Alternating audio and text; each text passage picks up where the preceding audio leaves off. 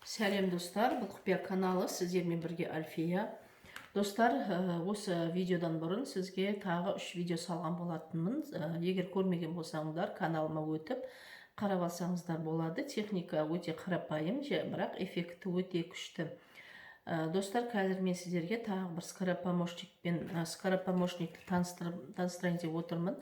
Бұл скоропомощник айға күнге байланысты емес, айына 10 рет, 20 рет жасауға болады. Ешқандай шектеу жоқ.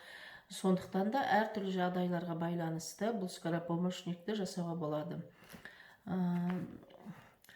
Қандай да бір қиыншылықтан шығу үшін арналған скоропомощник бұл. Егер де сен қиыншылыққа тап болсаң, қалай шығарыңды білмей жүрсең, немесе қайта-қайта ауырып жүрсең де осыны жасауға болады. Ол үшін бізге осындай 3 тиын керек, міне.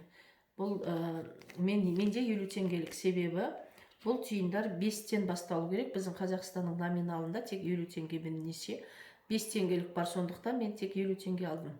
Барлық тиын алған 3 тиыныңызды неше? 5-тен бастау керек, міне. 3-5 теңгелік аласыз, немесе 3-50 теңгелік аласыз. Менде міне 3-50 теңге бар екен. Сіздерге үлгі үшін, пример үшін көрсетейін деп алдым. Осылай 3 тиынды оң қолыңызға аласыз. Оң қолыңызға аласыз да қазір. Перекрестік деген білесіз ғода, достар. Перекрестік деген біздерде перекрестік деген ол жолдың айрығы.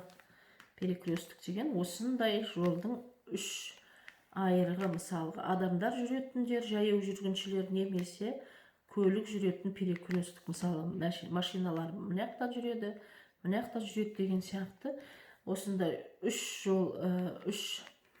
жолды перекрестік немесе 4 жолды осындай жолдың айрығы керек. Любой мезгілде жасай бересіз. Таңертеңгі 6-тан бастап түнгі 12-ге дейін жасауға болады. Мысалы, мына жақтан келесіз де, мына жақтан келесіз, осы перекрестікқа келіп, осы жерде тұрасыз да, бір шетінде тұрып, қолыңызға манағы 3 тиынды осылай қатты қысып тұрасыз. Қолыңызға осылай, алақаныңызға тиынды осылай қысып тұрасыз да. 2 рет дұғаны 2 рет оқисыз. Дұғаны 2 рет оқисыз. Дұғада атыңыз деген жерге атыңызды айтасыз да. Перекрестікқа айтып болғаннан кейін тиынды осылай лақтырып кету керек перекрестікқа. Перекрестікқа осындай тиынды лақтырып кетесіз. Болды, басқа еш нәрсе жасамайсыз.